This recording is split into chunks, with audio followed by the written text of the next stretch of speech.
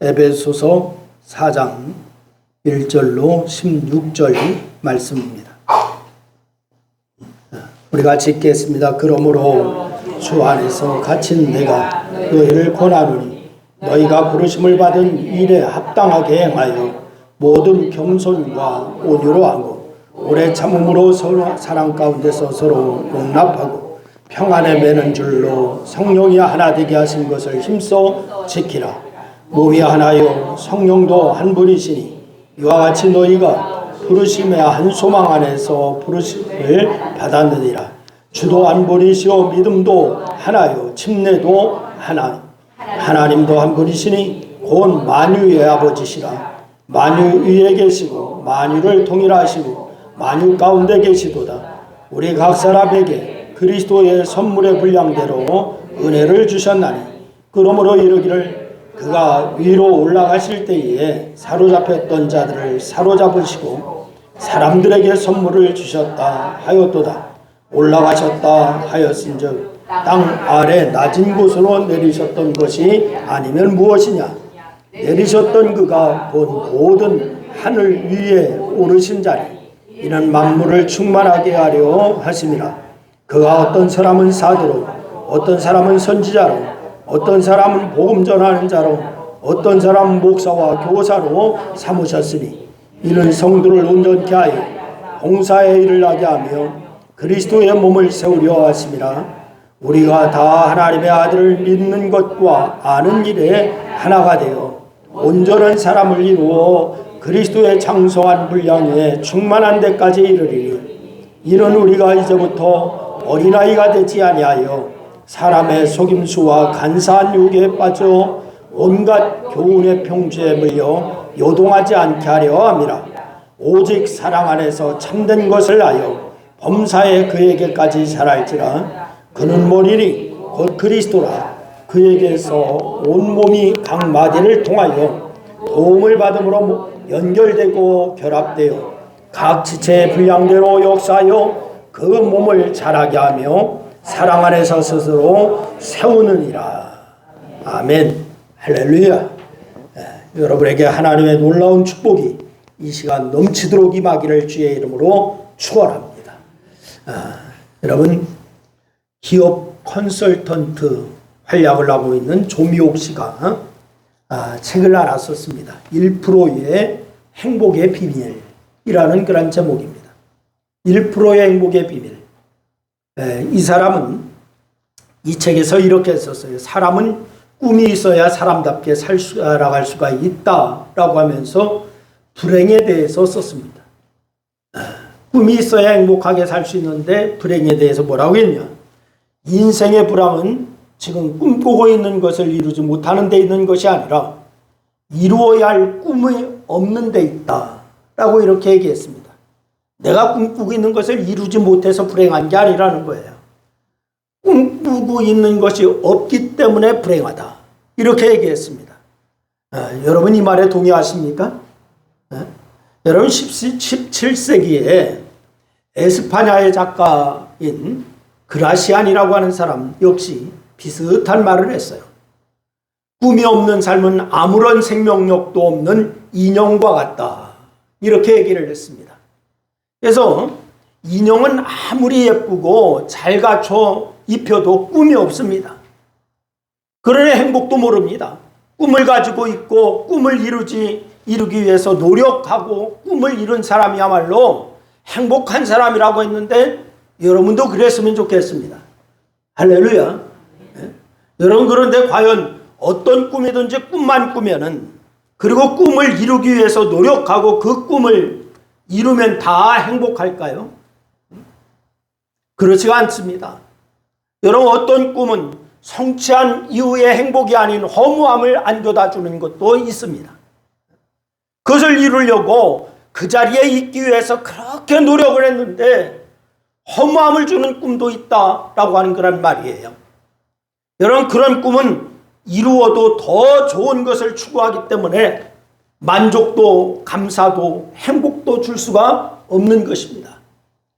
특히 불법을 행하고 사람들의 마음을 아프게 하고 그렇게 이룬 것이라면 행복이 아닌 불행인 것입니다.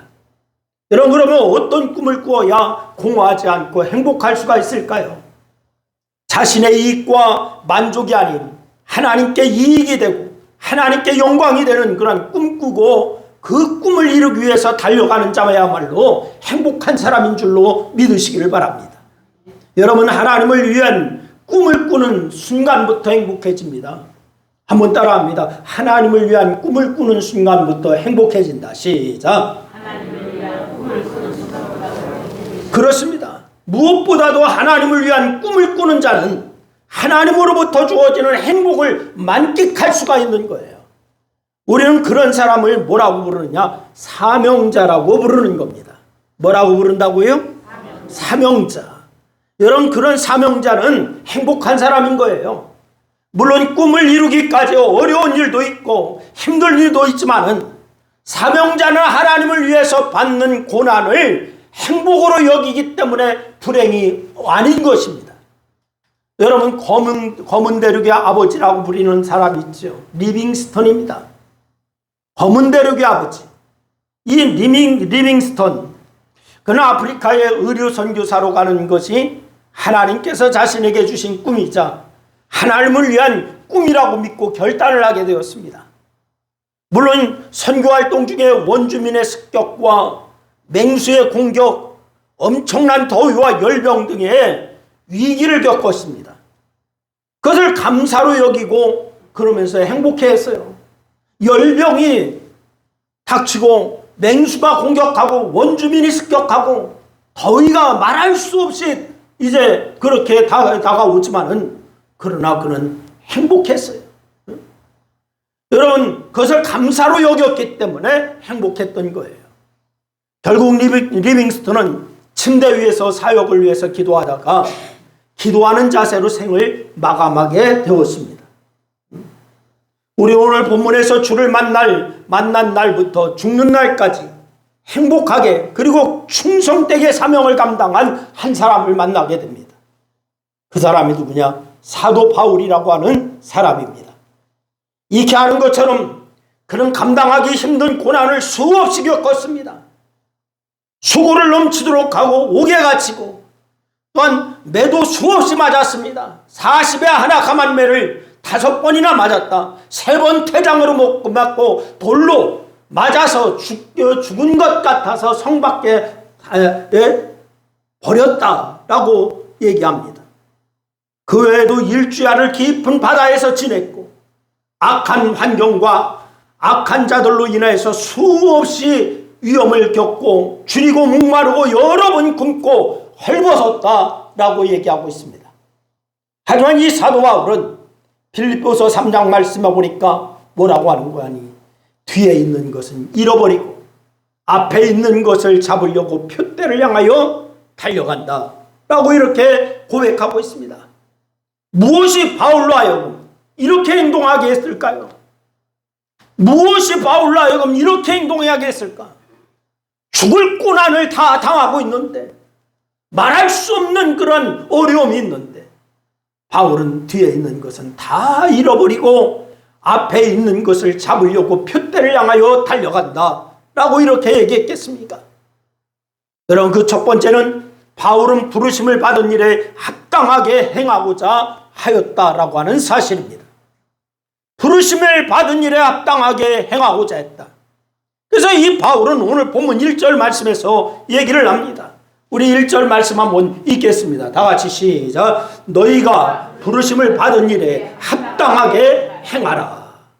부르심에 받은 일에 합당하게 행하라. 다시 우리에게 적용시키면은 성도로서 성도답게 살아라 라고 하는 그런 말입니다. 합당하게 라고 하는 문자적으로 다른 들보를 하나 더 세워, 이런 문자적인 의미가 있어요. 들보를 세운다고 하는 것은 기준을 세운다라고 하는 것입니다. 기준을 세운다. 그런데 이 다른 기준이라고 하는 것은 부르심을 받지 않은 사람들과 다른 행동 양식을 갖고 살아라 라고 하는 말이에요. 부르심을 받기 전에 믿지 않는 넌 크리스찬들과 기준을 똑같이 하지 말고 너희는 다른 기준의 행동 양식을 갖고 살아라, 이런 말이에요. 여러분, 바울이 제시한 다른 기준으로서 삶의 양식이 뭡니까? 바로 이 성경에 보니까 이렇게 얘기합니다. 모든 겸손과 온유와 오래 참음으로 사랑 가운데서 서로 용납하라 라고 이렇게 얘기했습니다. 다 한번 따라합니다. 겸손과 온유와 오래 참음으로 사랑 가운데서 용납하여야 한다. 그렇습니다. 여러분, 요즘 부부관계에도 마찬가지예요. 여러분, 부부관계에도 겸손과 온유와 오래 참음으로 사랑 가운데서 용납하여야 행복한 부부가 될 수 있어요. 여러분, 비단 부부관계뿐만이 아닙니다.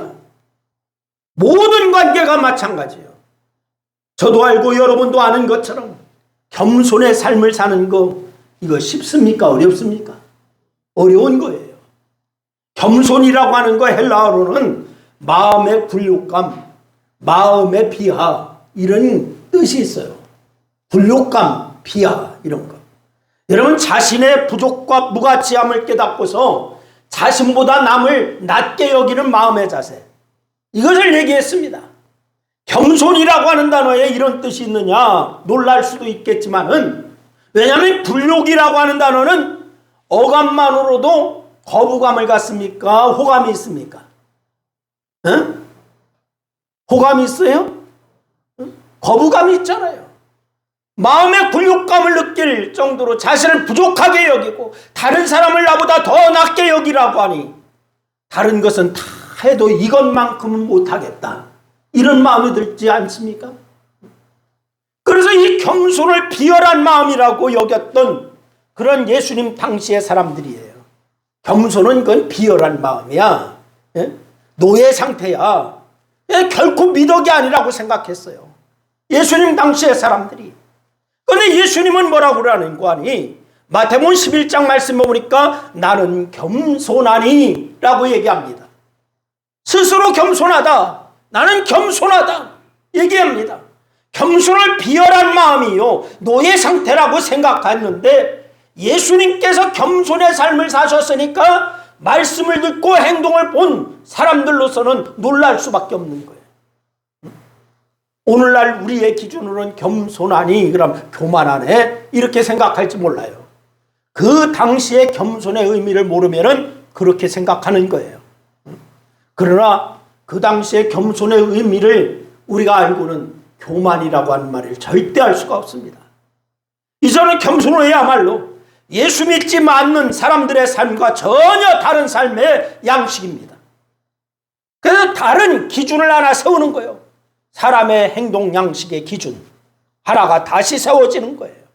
그래서 사도 바울은 겸손을 부르심을 받은 일에 합당하게 행하는 첫 번째 모습이다 라고 얘기하고 있습니다.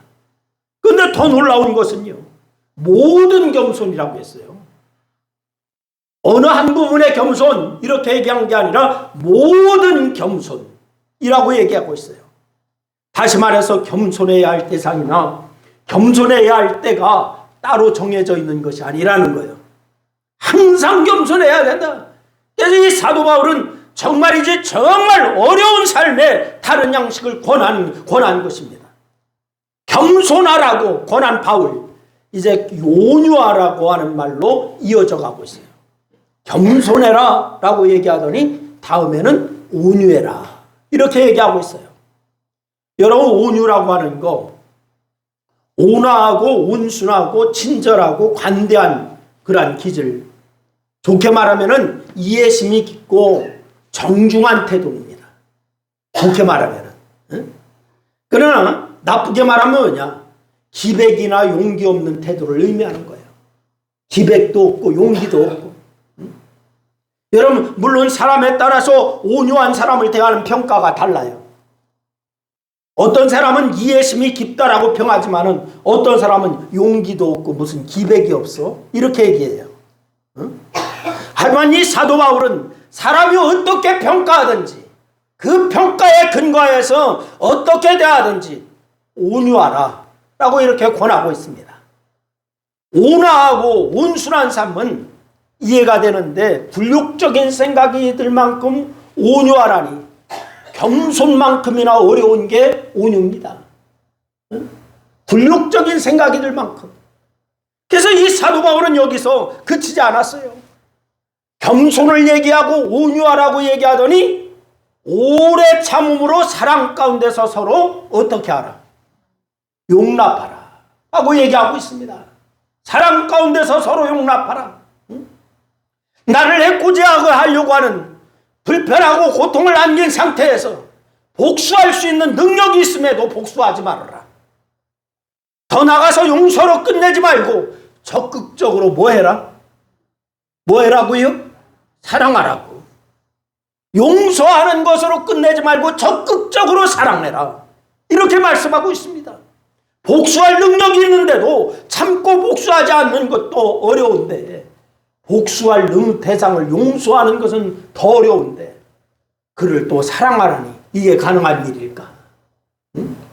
하지만 이 사도 바울은 예수님이 그렇게 사셨기 때문에 예수님의 사람들은 예수님의 삶의 기준으로 그렇게 한 새로운 기준으로서의 그런 삶을 살아라 라고 말씀하고 있는 것입니다. 여러분, 그러면 겸손과 온유, 인내와 사랑으로 용납하면은 부르심을 받은 일에 합당하게 행하는 것일까요? 그렇게 하면 부르심에 받은 삶에 합당하게 행하는 것일까? 여러분, 물론 그렇습니다. 하지만 이 사도 바울이 말하는 것을 여러분 계속 들어보세요. 그 스스로 그 삶에서 더 앞으로 나가서 복음을 전하는 일에, 그리스도의 교회와 성도를 위한 일에 고난을 자초해라 라고 얘기하고 있어요. 뭐를 자초하라고요? 뭐를 자초해라? 고난을 자초해라. 그런데 여러분, 고난을 받기를 좋아하십니까? 싫어하십니까? 싫어하죠. 싫어하죠. 바울이 오늘 골로새서 1장 24절 말씀해 보니까 바울이 얘기합니다. 우리 다 같이 한번 읽습니다. 다 같이 시작. 그리스도의 남은 고난을 그의 몸된 교회를 위하여 내 육체에 채우노라. 어디를 위해서 육체의 고난을 채운대요? 어디를 위해서? 무엇을 위해서? 교회를 위해서. 여러분, 교회를 위해서 그리스도의 남은 고난을 그의 몸된 교회를 위하여 내 육체에 채우노라. 고난을 채운다는 거예요. 사명을 감당할 때에 받는 고난은 여러분 눈물겨운 거예요. 도대체 사도 바울은 왜 이런 삶을 살았고 앞으로도 그렇게 살려고 한 것일까? 우리가 심중 깊이 우리가 생각을 하여야 될 거예요. 그는 부르심을 받은 일이라고 하는 표현에 담겨 있습니다. 여러분에게 그러면 하나 묻겠습니다. 여러분은 다 부르심을 받은 분들입니까? 왜 대답이 없대 여기에? 다시 한번 묻습니다. 여러분 다 부르심을 받은 분들입니까? 그렇다면 바울이 그렇게 그리스도의 남은 고난을 그의 몸된 교회를 위하여 내 육체에 채우노라 라고 고백한 것은 왜 그런 삶을 살았느냐? 부르심을 받은 일을 표현하면서 부르심을 받았기 때문이다 라고 얘기했는데 여러분과 저도 그렇게 살아야 하는 것이 마땅한 줄로 믿으시기를 바랍니다. 부르심을 받았다고 하는 것, 사명자로 소명을 받았다고 하는 거예요. 바울이 말하는 이 소명 받기 전의 삶은 그저 평범한 삶이었어요. 여러분, 다메섹 도상에서 그런데 평범한 삶을 살다가 또 그가 부르심을 또 받았어. 어디에? 이방종교에. 이방종교에 부르심을 받아. 그런데 이 부르심을 받았는데 거기에도 얼마나 열심인지 바로 예수 믿는 사람들을 잡아 죽이고 감옥에 가두고 박해하려고 막 있는 곳에 갈 수 있는 곳에는 어디든지 쫓아갑니다. 다메섹 도상에서 예수님을 만나 부르심을 또 받지요. 이제는 지금까지 부름받았던 것은 그건 그냥 허상이었고 이제 예수님을 만나서 진짜 부름을 받습니다. 이제 그는 스스로 부르심을 받고 나서 뭐라고 얘기하는 거 아니? 디모데전서 1장 15절 말씀해 보니까 죄인 중에 내가 괴순이라 라고 얘기합니다.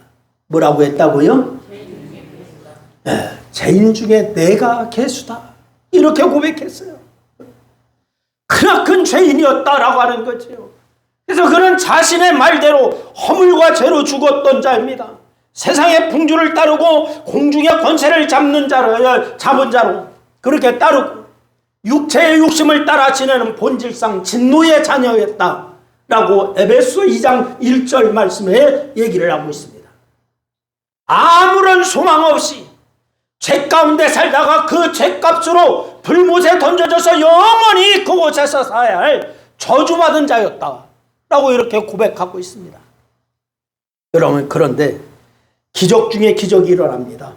그 기적 중에 기적이 뭐였냐? 긍휼이 풍성하신 하나님이 그 큰 사랑을 인하여 허물로 죽은 죄인을 그리스도와 함께 살리셨다. 할렐루야. 이게 기적이에요. 그런데 이 기적이 바울에게만 나타난 것이 아닙니다. 여러분과 저에게도 동일한 기적이 나타난 줄로 믿으시기를 바랍니다. 긍휼이 풍성하신 하나님이 그 큰 사랑으로 인하여 허물로 죽은 죄인을 그리스도와 함께 살리셨다. 그게 누구요? 그게 누구? 나요. 다 같이 그게 나다. 시작. 그렇습니다. 여러분, 하나님의 아들이자 창조주이신 예수 그리스도께서 그 죄를 위해서 십자가에서 피 흘려 죽으심으로 여러분과 저를 구원하신 줄로 믿으시기를 바랍니다. 뿐만이 아닙니다. 하나님께서 그리스도와 함께 일으키시고 그리스도 예수 안에서 함께 하늘에 앉히셨다라고 했습니다. 하늘의 백성으로, 천국의 백성으로 우리를 이미 삼아 주셨다라고 하는 거예요.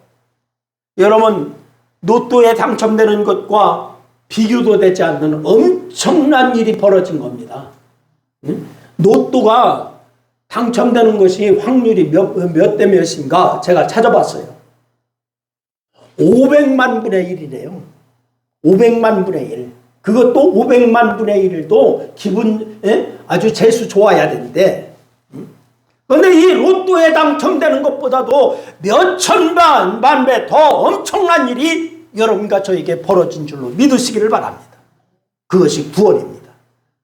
여러분, 그 엄청난 구원의 기적 후에 사명자로 부름받은 것이니까 사도 바울에게 있어서 부르심을 받은 일은 목숨을 던져도 전혀 아깝지 않은 거예요. 여러분, 이것을 깨달으시기를 바랍니다. 신앙생활하는 거 이겁니다. 그래서 제가 여러분에게 자주 말씀드렸잖아요. 예수 믿는 거 신중하게 생각하시라고. 예수 믿는 거 신중하게 생각하시라고. 왜? 여러분, 이 부르심을 받은 일, 이 목숨을 던져도 아깝지 않는 일, 이것이 바로 예수 믿는 거예요. 그렇다면 모든 것을 다 던져서 내 것은 없고 오직 주님만 계시다 라고 고백하는 그런 것인데, 여러분, 1,000원을 투자해도 손해본다라고 하는 것이 확실하면은 여러분 투자합니까? 안 합니까? 해요, 안 해요? 안 하죠. 근데 여러분의 인생에 몽땅 내 것은 하나도 없고 주님 겁니다 라고 드리는데, 여러분 신중해야 되겠어? 안 해야 되겠어? 신중해야 되겠어요? 안 해야 되겠어요? 신중해야지요. 근데 그것은 탁월한 선택이에요. 너무너무 탁월한 선택이에요. 여러분, 목숨을 다 던져도 아깝지 않는 부르심을 받은 은혜, 여러분과 제가 받은 줄로 믿으시기를 바랍니다. 여러분, 사실상 바울에게 있어서 부름받았다라고 하는 거, 이전에 나는 죽고 예수 그리스도로 말미암아 다시 살았다라고 하는 거, 이것이 바로 바울의 고백인 것입니다. 여러분과 제가 그 고백을 다 해서 구원받았잖아요.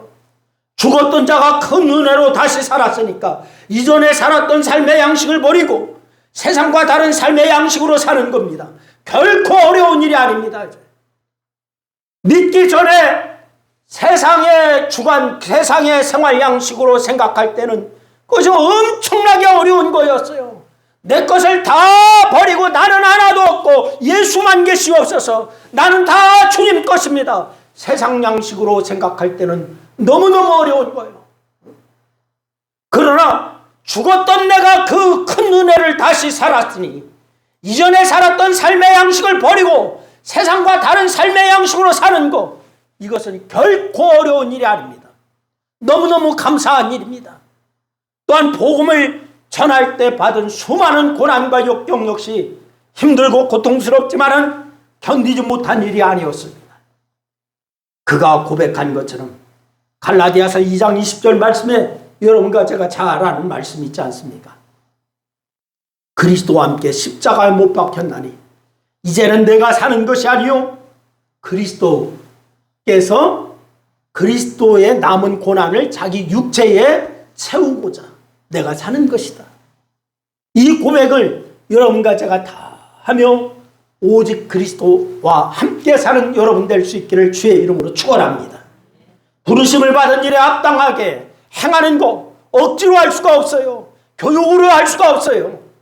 여러분 교육으로 할 수 있다라고 착각해가지고 제자 훈련이니 무슨 성경 공부니 무슨 이런 거 해가지고 머리만 크지 행동이 나오지 않는 거예요.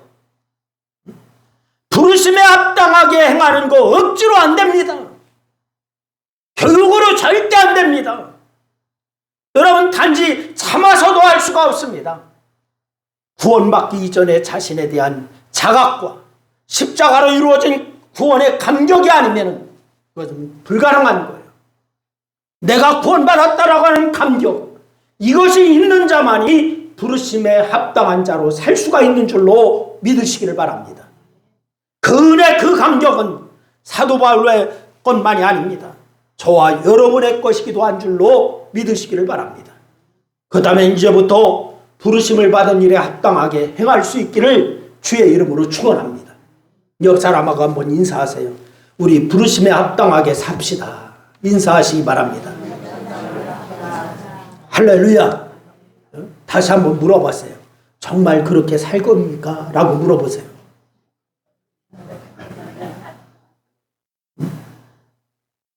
왜 대답이 없대? 정말 그렇게 살 것입니까? 부르심에 합당하게 살 수 있습니까? 성도로 사시기를 주의 이름으로 축원합니다. 여러분 그것을 힘들어하지 마시고 부담스러워하지 마시고 기쁨으로 감격 가운데 감당할 수 있기를 주님의 이름으로 축원합니다. 그런데 이것을 내 스스로 하는 것이 아닙니다. 구원의 감격이 있으면 성령께서 그 마음을 주셨고 천국의 백성으로 사니 기쁨으로 감당할 수가 있게 되는 줄로 믿으시기를 바랍니다. 두 번째는 바울은 그리스도의 몸을 세우고자 하였어요. 그리스도의 몸을 세우고자. 여러분 모두 다 그리스도의 몸을 세우는 자가 되기를 주의 이름으로 축원합니다. 바울이 얘기합니다. 고린도전서 9장 16절 말씀해 보니까 이렇게 얘기해요. 우리 다 같이 한번 읽겠습니다. 다 같이 시작. 내가 복음을 전할지라도 자랑할 것이 없으면 내가 부득불 할 일이라. 만일 복음을 전하지 아니하면 내가 화가 있을 것이로다.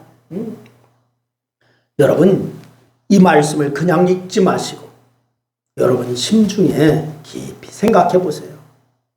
여러분 이 말씀을 우리가 그냥 지나갈 말이 아닙니다. 내가 복음을 전할지라도 자랑할 것이 있다 없다? 없다. 내가 부득불 할 일이다. 만일 복음을 전하지 아니하면 뭐가 있다? 화가 있다. 나에게 화가 있다. 수많은 고난과 역경을 극복하고서 지금까지 복음을 전했지만은 그것은 자랑할 것이 아니라는 거예요. 왜 그럴까요? 여러분 바울처럼 복음을 위해서 고난 많이 당한 사람이 있을까요? 수없이 매도 맞고 죽을 고비도 여러 번 넘겼고 동족의 오염, 이방인의 위험, 바다의 위험 여러 가지 고난을 다 받았는데 그거 자랑할 것이 아니래요. 왜 그럴까요? 여러분과 저 같으면 내가 주님을 위해서 이렇게 많이 수고했다라고 그냥 여기저기 다니면서 다 떠벌릴 거 아니겠어요? 응? 부득불 할 일이다. 즉 하지 않으면 안 되는 일이기 때문이다 라고 얘기하고 있어요. 복음을 전하는 일이 부득불이라고 표현했습니다. 복음을 전하지 아니하면 내게 화가 있을 것이다 라고 하는 표현에서 분명해지고 있습니다. 그렇다면 복음을 전하지 않으면 어떤 형벌이나 저주를 받는다 이런 의미가 아니에요. 여러분 많은 사람들이 이 말씀을 그렇게 이해하고 있어요. 여기 화가 있을 것이로다 라고 해당하는 원어를 제가 찾아봤어요. 우아이라고 돼 있어요. 우아이. 여러분, 우아이인데 슬픔과 근심을 나타내고는 탄성이에요. 아, 슬프다. 이런 뜻이야. 아, 슬프다. 여러분, 다시 말해서 사도 바울은 복음을 전하지 않는 것은 상상도 할 수가 없는 일로서 만약 그렇게 된다면 너무 슬플 것이다. 이렇게 말한 거예요. 너무 슬플 것이다. 여러분에게 그럼 묻습니다. 여러분 복음을 전하지 않아서 여러분 슬퍼해 본 적 있습니까? 응? 내가 복음 전하지 않아서 아이고 나는 슬프다. 오늘 나는 정말 기쁜 일이 아니고 슬프다. 이런 감정을 가져보신 적 있습니까? 응? 여러분 우리는 이런 표현을 통해서 바울이 부르심을 받은 일을 감당하기 위해서 얼마나 열심을 다했는지 우리가 알 수가 있는 거예요. 그런데 바울의 이런 생명을 건 열심은 구원의 감격과 주님의 은혜에 대한 감사 때문이 아니었어요. 여러분 바울은 교회가 그의 몸인 것을 알았기 때문에 교회를 세우고 든든하게 하려고 그렇게 열정적으로 헌신을 다한 거예요. 여러분 주님의 교회를 위해서 여러분 그런 열정을 가지고 헌신을 다하는 여러분 될 수 있기를 주의 이름으로 축원합니다. 그럼 바울은 왜 교회를 그리스도의 몸이라고 했을까요? 여러분 우리가 다 알고 있어요. 교회는 그의 몸이니 만물 아래 만물을 충만하게 하는 자의 충만이니라 라고 하는 말씀도 우리가 잘 알고 있어요. 고린도전서 12장 12절 말씀해 보니까 이런 말씀이 있습니다. 우리 한번 다 같이 한번 읽습니다. 시작. 몸은 하나인데 많은 지체가 있고 몸의 지체가 많으나 한 몸인과 같이 그리스도도 그러하리라. 응? 몸은 많은 지체들이 유기적 연관성을 이루는 것처럼 응? 손가락도 귀도 머리도 혀도 발도 이런 많은 지체가 유기적 연관성을 이루어서 몸이다 라고 얘기하잖아요. 여러분 그것처럼 그리스도께서도 구원받은 성도들과 유기적으로 연합하여 한 몸이 되었다라고 말씀하는 거예요. 바울은 그리스도에 대해서 교회의 머리라고 말씀했습니다. 교회의 머리가 누구시라고요? 누구시라고? 예수 그리스도. 예수 그리스도가 교회의 머리다. 그래서 이 교회가 그리스도의 몸이라고 하는 표현, 바로 그리스도와 성도 간에 이루어진 긴밀한 유기체적인 관계를 설명한 겁니다. 그리스도가 교회의 머리가 되신 것, 그리스도가 교회 성도와의 관계성을 설명한 거예요. 주님과 여러분의 관계성, 즉 교회와 성도는 그리스도로부터 생명력을 공급받음으로써만 삶을 얻을 수가 있는 겁니다. 아멘. 그래서 주권자인 그리스도의 뜻과 명령에 복종함으로써만 생명의 길을 갈 수가 있게 돼요. 여러분 그러면은 오늘 본문 3절 말씀에서 말씀하는 것을 우리가 읽어야 됩니다. 우리 3절 말씀 우리가 한번 읽습니다. 다 같이 시작. 평안에 매는 줄로 성령이 하나 되게 하신 것을 힘써 지켜라. 뭘로요? 평안에 매는 줄로 성령이 뭐하게 하신 것을 하나 되게 하신 것을 힘써 지켜라. 무슨 뜻일까요? 우리가 한평생 마귀에게 매여서 종로로 타다가 예수 그리스도로 말미암아 자유를 얻었을 뿐만이 아니라 성령으로 말미암아 그리스도 안에서 하나가 되었는데 그 하나 되게 하신 것을 지켜라. 이 말씀을 하는 거예요. 여러분 지난주에 송도에서요 로잔데이라고 하는 것을 열었어요. 무슨 교회 일치운동, 뭐 종교 통합운동 그거 얘기하는 게 아니에요. 그거하고는 전혀 다른 거예요. 그것은 여러분 있을 수가 없는 일이에요. 뭐 노잔대회 갖고 무슨 노잔 발표회 뭐 이렇게 하는데 성경적이지 않습니다. 그건 비성경적이고 우리가 그것을 추종하면 안 됩니다. 여러분이 하나 되게 하는 것, 성령으로 하나 되어 그리스도 안에서 하나 되는 것, 마귀가 괴계로서 성도들이 하나됨을 끊으려고 시도하려고 하니까 그 시도를 대적하여서 이기라 이 말씀을 하는 거예요. 골로새서 3장 13절 말씀해 보니까 불만이 있거든 서로 용납하여 피차 용서하고 사랑을 더해라 라고 말씀했습니다. 그렇게 하는 이유, 평강을 위하여 한 몸으로 부르심을 받았기 때문인 줄로 믿으시기를 바랍니다. 여러분, 그리고 그렇게 해야 하나됨을 끊으려고 하는 마귀의 계기를 이길 수가 있게 됩니다. 사도 바울이 예수 그리스도를 믿는 성도들이 모여서 교회를 이루는 것도 중요하지만 세워진 교회가 건강하게 성장하는 것, 그 역시 못지않게 중요하다라고 하는 것을 잘 알았어요. 여러분, 우리 신광교회를, 세워진 교회를 더 건강하게 세우는 여러분 될 수 있기를 주의 이름으로 축원합니다. 그래서 바울은 세워진 교회들을 순회하기도 하고 교회에 서신을 보내기도 하고 제자들을 각 교회에 직접 보내기도 하고 교회를 위해서 열심히 일을 했습니다. 그리고 늘 교회를 위해서 기도하면서 사랑하고 사모했어요. 빌립보서 1장 8절 말씀해 보니까 바울이 이런 얘기를 합니다. 우리 한번 다 같이 한번 읽어봅니다. 시작. 내가 예수 그리스도의 심장으로 너희 무리를 얼마나 사모하는지 하나님이 내 증인이니라. 예수 그리스도의 심장으로 사랑한다. 성령께서 해주시는 거예요. 너희 무리를 얼마나 사모하는지 하나님이 내 증인이다. 여러분, 그는 자신이 약해져서 교회가 강한 것을 기뻐했습니다. 내 몸이 세아지고 내가 고난을 당하고 나는 약해져도 교회가 강하여진다. 이걸 기뻐했습니다.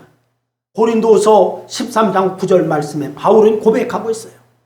그들 속에 그리스도의 형상을 이루기까지 해산하는 수고를 했다라고 갈라디아서 4장 19절 말씀에 말씀을 주십니다. 그래서 교회는 바울의 기쁨이고 면류관이다라고 빌립보서 4장 1절 말씀에 우리에게 말씀을 주십니다. 그렇다면 여러분에게 묻습니다. 여러분에게 이 신광교회는 어떤 의미가 있습니까? 여러분에게 이 신광교회는 어떤 의미가 있습니까? 빌립보서 4장 1절에 교회는 바울의 기쁨이고 면류관이다 라고 했는데 여러분은 정말 이 교회가 여러분의 기쁨이 됩니까? 여러분의 면류관이 됩니까? 데살로니가전서 2장 8절 말씀해 보니까 목숨까지도 주기를 기뻐하는 사랑하는 대상이었다라고 교회를 얘기하고 있습니다. 여러분, 교회를 위해서 헌신하는 대상입니까? 교회가 목숨까지도 주는 그러한 기뻐하는 사랑의 대상입니까? 우리는 우리의 그의 서신을 통해서 교회를 향한 그의 마음과 삶과 열정을 보면서 우리가 가슴이 뭉클해지는 것을 느끼지 않으면 안 됩니다. 무덤덤하면 안 됩니다. 여러분, 바로 모든 출발은 그가 그리스도 예수를 너무나 사랑했기 때문이었어요.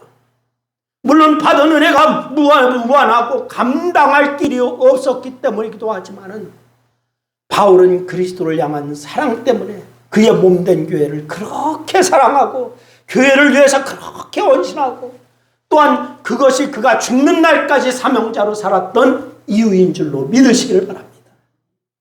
여러분, 사는 이유가 뭔가? 여러분, 주께서 여러분에게 사명 주신 이유가 뭔가? 부르신 이유가 뭔가? 오늘 이 시간에 분명하게 깨달아지기를 주의 이름으로 축원하고 그 부르심에 합당하게 사는 여러분 모두가 다 될 수 있기를 주님의 이름으로 축원합니다. 기도하겠습니다. 말씀을 생각하며 우리 한 2분 동안 합심하여서 함께 기도하십니다. 같이 기도합니다. 아버지 하나님, 주께서 아버지 하나 오늘도 우리에게 말씀을 주셔서 감사합니다. 사명자로 살아야 할 이유가 분명합니다. 아버지 하나님, 우리가 아버지 하나님 그냥 이자부전 습관적으로 왔다 갔다 하면서 신앙생활한다라고 하는 것으로 만족할 수가 없습니다. 하나님 부르심에 합당한 자로 살아야 한다라고 하는 사실을 오늘 말씀을 통하여 깨달았습니다. 아버지 하나님, 성도로서 삶을 살게 하시고 부르심에 합당하게 사명자로 살게 하여 주셔서 우리가 하나님 앞에 아버지 하나님의 잘했다 칭찬받는 그러한 모습이 있기에 부족함이 없도록 하나님이 역사하여 주시기를 원합니다. 바울이 그리스도의 몸을 세우고자 그렇게 노력하였던 것처럼 우리에게 교회를 맡겨주셨는데 아버지 하나님의 교회를 위하여 우리가 수고하는 헌신이 있게 하여 주시고 우리가 아버지 하나님 주님의 교회를 위하여 우리도 아버지 하나님 그렇게 수고를 아끼지 않는 그런 열심히 있기에 부족함이 없도록 하나님 도와주시기를 원합니다. 우리 신광교회를 사랑하시고 우리에게 아버지 하나님의 교회를 맡겨주셨사오니 이제부터 아버지 하나님 우리가 열정을 다하여 열심을 다하여 수고하는 수고의 원신이 아버지 하나님의 식지 아니하도록 하나님 도와주시옵소서. 오늘도 하나님께서 함께 하시고 도와주셔서 감사하며 우리 주님 예수님의 이름으로 기도드려옵나이다. 아멘.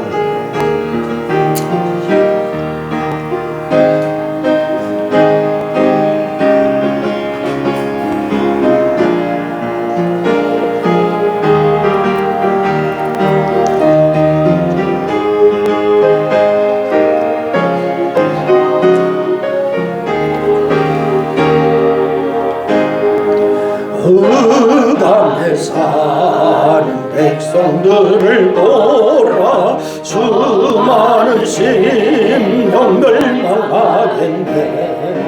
그 누가 갈까 주의 복음 들고 생명을 구원하는 곳으로 큰 권세 주께 있으니 큰 권세 주께 있으니 너는 가서 주의 복음 전하라. 주가 너 항상 지키리라. 구원의 문은 넓게 열렸으니 십자가 권병 일어나거라. 너의 힘을 하나로 뭉쳐서 죄악의 쇠사슬을 끊어라. 큰 권세 주께 있으니 큰 권세 주께 있으니 너는 가서 주의 복음 전하라. 주가 너 항상 지키리라. 왜 너는 널만 길을 가려느냐. 점상긋고 응답하여라. 널 구원하려 예수 죽었으니 생명에 잠든 복음 전하라. 큰 권세 주께 있으니 큰 권세 주께 있으니 너는 가서 주의 복음 전하라. 주가 너 항상 지키리라. 온전한 승리의 그날에 영광과 찬송 주께 드려라. 속죄함이 구원 받았으니 기쁘게 할렐루야 부르세.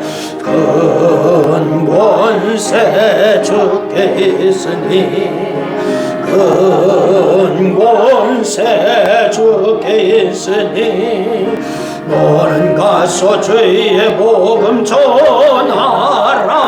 주가 너 항상 지키리라.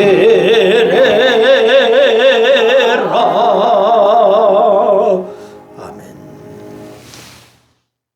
지금은 우리에게 영원한 생명을 주신 김효자요 평안의 왕이신 예수 그리스도의 은혜와 고통과 수욕의 자리에서 건져주신 하나님 아버지의 사랑하심과 주님의 나라에 가까이 가는 순간순간 도와주시는 성령의 교통하심이 예배를 드리며 가장 좋은 은사를 사모하며 부르심에 합당한 자로 살기로 작정하고 그러게 결단하는 사랑하는 성도들 무리의와 저들의 가정과 직장과 사업과 이 나라와 교회에 이제로부터 영원토록 함께 하시기를 축원하옵나이다. 아멘.